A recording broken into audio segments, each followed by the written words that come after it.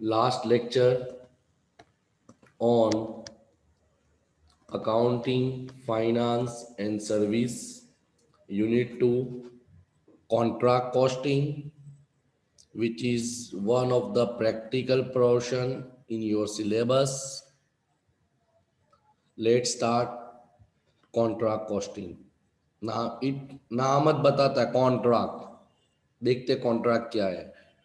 Contract refer to a large job, assignment, work order, where the execution of work is spread over 2 or more financial year.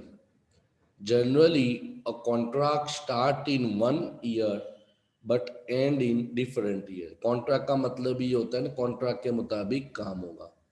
यानी जहां पे काम तुम चालू इस साल करोगे, खत्म तुम्हारा नेक्स्ट ईयर में होगा.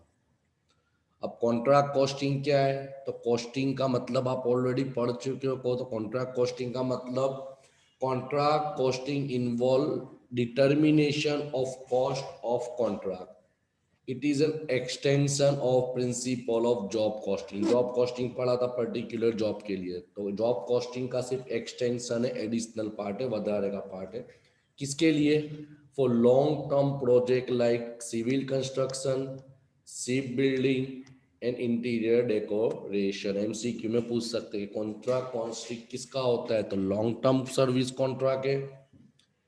It include civil construction, shipbuilding, interior decoration, etc. Now, what are the features of contract costing? So the following are the features of contract costing. Parties involved. The parties to contract are, एक होगा contractor, दूसरा होगा contradictory. Contractor वो इंसान को बोला जाता है जो कॉन्ट्रैक्ट लेता है, और कॉन्ट्रैक्टरी वो इंसान होता है जो कॉन्ट्रैक्ट किसी को देता है. सिंपल लैंग्वेज में, तुम्हारी लैंग्वेज में समझाने की बात करें, तो जो इंसान तुम्हारे लिए काम करेगा वो कॉन्ट्रैक्टर होगा, और तुम कॉन्ट्रैक्टी कहे जाओगे. Second features is site work. Major part of the work in each contract is generally carried out at the site. यानी जहाँ पे आपको काम दिया है वो साइट पे ही काम करना है. सिंपल है, नाम से ही पता चलता है, पर्टिकुलर. अब आते हैं एक्सपेंसेस. कौन से ये आपको प्रैक्टिकल में काम लगेंगे. तो direct expense. Most of the expense incurred by contractor are directly related to site. यानी जो खर्चे, जो expenses particular contract के related है, उसको बोला जाएगा direct expenses. Next is indirect expense. तो इनडायरेक्ट एक्सपेंस किसको बोलते हैं? कि जो कॉन्ट्रैक्ट पे अपॉर्चुनेट पे लगेंगे. जैसे मैं एग्जांपल देता हूँ. Example, administrative office expense and common expense which are apportioned to contract on appropriate basis. For example, depreciation on common equipment used on various contracts. समझ में आया कि जैसे एग्जांपल के तौर पे बात करें कि भाई मैंने पर्टिकुलर कोई एक प्रोडक्ट परचेज की है, प्रोडक्ट मेरे बिजनेस के लिए, वो प्रोडक्ट हर मेरे काम में लगती है, तो उसको मैं हर जगह अलग अलग यूज करता हूँ. तो ये कॉन्ट्रैक्ट में 20% इस्तेमाल हुई तो प्रोपोर्शन 20% लगेगा, अगले कॉन्ट्रैक्ट में 10%. है ना, पर्टिकुलर कॉन्ट्रैक्ट में जितना प्रोपोर्शन वो खर्चा होगा उसको इनडायरेक्ट एक्सपेंस बोला जाता है. सेपरेट अकाउंट, सीधी बात है, प्रॉफिट एंड लॉस के जैसा पूरा के पूरा कॉन्ट्रैक्ट का सेपरेट अकाउंट तैयार किया जाता है. Point number 6, cost center and cost unit. The cost center is the place and cost unit is the output in contract costing. जैसे एग्जांपल बहुत अच्छा दिया है, बिल्डिंग कंस्ट्रक्शन, यानी वो जगह भी फिक्स है, वो जगह पे ही बिल्डिंग बनेगी. रिकॉग्निशन ऑफ प्रॉफिट एमसीक्यू में आ सकता है. ऑलरेडी हमने डेफिनेशन में ही देखा कि contract costing is a long term. A contract usually take long period. In certain year, no contract may be completed, while in other many contract may be completed. सीधी बात है, हो सकता है कि भाई 1 साल से ज्यादा समय ले, मगर कितने कॉन्ट्रैक्ट ऐसे होते हैं जो 1 साल से ज्यादा का एक्सपेक्टेशन होता है मगर जल्दी खत्म हो जाते हैं. तो वही बताया, recognition of profit after full completion of contract might lead to fluctuation. Common है, जितना कंप्लीट होगा उतना आपको इनकम होगी, उतना आपका प्रॉफिट एंड लॉस होगा। तो वही बताया कि recognition of profit, profit recognise कब किया जाएगा? After completion of full complaint. Clear? अब आता है तुम्हारा 2.5 मार्क्स का क्वेश्चन, अगर आपकी रिटर्न एग्जाम होती है फाइनल तो। What is the difference between job and contract? Job mean specific assignment, याद रखना, स्पेसिफिक छोटा सा काम, where work is executed as per customer requirement. मगर कॉन्ट्रैक्ट कॉस्टिंग क्या है? It is a large assignment. क्या है? लार्ज असाइनमेंट, जिसको खत्म करने में 1 साल से ज्यादा समय में भी लग सकता है। Job costing is applied in, अब जॉब कॉस्टिंग कौन से बिजनेस में आता है? तो प्रिंटिंग प्रेस है, फर्नीचर वर्क है, इंटीरियर डेकोरेशन है, छोटे मोटे जो काम होते हैं वहां पे आता है जॉब कॉस्टिंग। मगर कॉन्ट्रैक्ट कॉस्टिंग कौन सी जगह लगेगा? तो भाई बिल्डिंग, सिविल कंस्ट्रक्शन हो, अपार्टमेंट बनाना हो, बिल्डिंग बनाना हो, सिर्फ बिल्डिंग करना हो, एक्सेट्रा एक्सेट्रा, ये सब जगह आपका कॉन्ट्रैक्ट कॉस्टिंग इस्तेमाल होता है। क्लियर? और एक क्वेश्चन बनता है 2.5 मार्क्स में, difference between work certified and uncertified. Important है, एमसीक्यू में पूछ सकते हैं छोटे छोटे topic.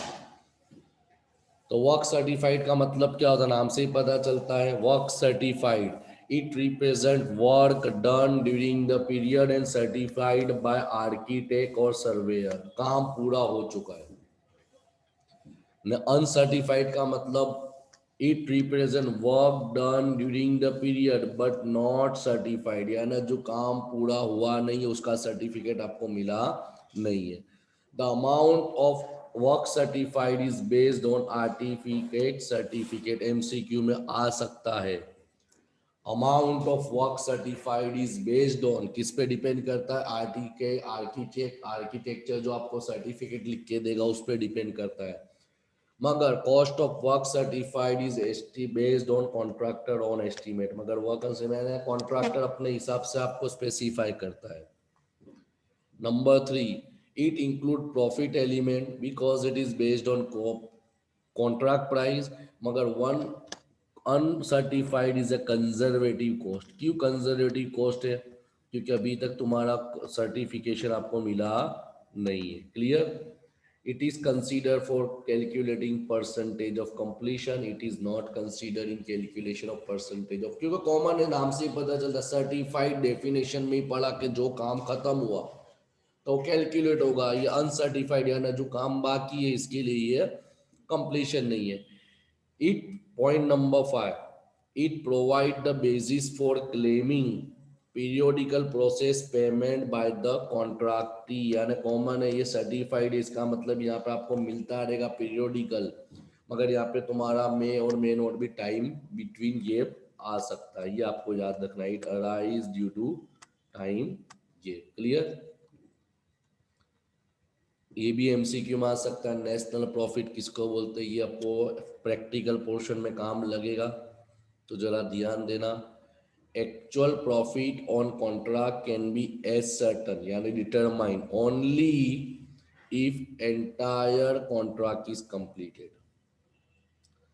Therefore, the concept of notional profit is used. National नहीं, नॉशनल, यानी एक्चुअल प्रॉफिट तो आपको तभी पता चलेगा जब आपका पूरा कॉन्ट्रैक्ट कंप्लीट हो चुका है। इसीलिए ये कॉन्ट्रैक्ट के अंदर प्रॉफिट को रिकॉग्नाइज करने के लिए जो हम शब्द यूज करेंगे उसको बोलेंगे नॉशनल प्रॉफिट। अब नॉशनल प्रॉफिट क्या है? तो एमसीक्यू में 100% आ जाएगा। Notional profit is the excess of income over expenditure till date of contract, यानी जब से कॉन्ट्रैक्ट हुआ है वहां से तुम्हारी इनकम कितनी है, आपका एक्सपेंस कितना है, दोनों का जो डिफरेंस, यानी सिंपल प्रॉफिट का मतलब जो होता है कि अगर आपका एक्सपेंडिचर के कंपैरिजन में इनकम ज्यादा होगी तो प्रॉफिट बोलेंगे। क्लियर? देखो लिखा हुआ है कैसा कि income minus expenditure till date. Principle of recognition of incomplete contract, ये आपको एमसीक्यू में याद रखना है फाइनल एग्जाम के लिए और बड़े सम के अंदर भी, कि अगर आपका कंप्लीशन 25% से कम है तो transfer to profit and loss कितना होगा? 0। अगर आपका अगर आपका कंप्लीशन वर्क 26% से 50% के अंदर आता है, तो 1/3 of notional profit, 1/3 of notional profit आप पीएनएल में ट्रांसफर कर दोगे। अगर आपका कॉन्ट्रैक्ट 51 से 90% में आता है तो 2/3 ऑफ नॉशनल प्रॉफिट। अगर आपका कॉन्ट्रैक्ट 91 से 99 एंड ऑलमोस्ट कंप्लीट है तो on the basis of estimated profit, या प्रैक्टिकल में समझोगे, तो अगर आपका 100% काम कंप्लीट हो गया तो पूरा के पूरा प्रॉफिट क्या होगा, प्रॉफिट एंड लॉस में ट्रांसफर हो जाएगा। बस ये तुम्हारा एक छोटा सा फॉर्मेट है, टेबल है कॉन्ट्रैक्ट कॉस्टिंग का फॉर्मेट क्या है, तो ऑलरेडी कुछ हार्ड नहीं है। जितने भी एक्सपेंसेस है जैसे material issued, wages, direct expense, indirect expense, sub contract cost, extra cost, plant का खर्चा, ये सब डेबिट हो गया। आपका वर्क सर्टिफाइड अनसर्टिफाइड कॉमन है कि जितना काम कंप्लीट हो गया उसका सर्टिफिकेट मिल जाएगा, जो काम अधूरा बाकी उसको अनसर्टिफाइड मिल जाएगा, बराबर। फिर उसके बाद आपको दिया होगा क्लोजिंग बैलेंस कितना है, तो ये डेबिट में, क्रेडिट में से डेबिट माइनस करोगे तो आप लोगों को मिल जाएगा नॉशनल प्रॉफिट।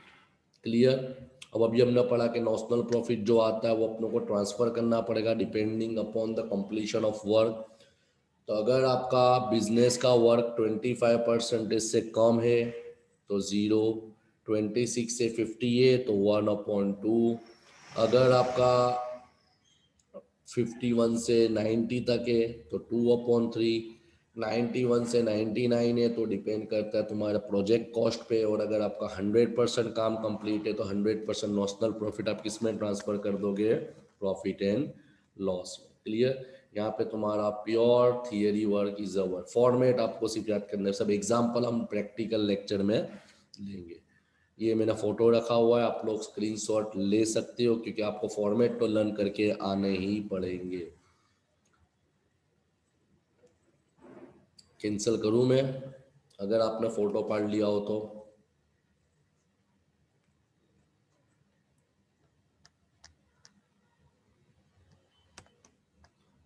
अब जो काम की बात आती है वो आपको यही बतानी है कि I have already completed both unit of AFS, total 10 के आसपास लेक्चर्स हुए हैं।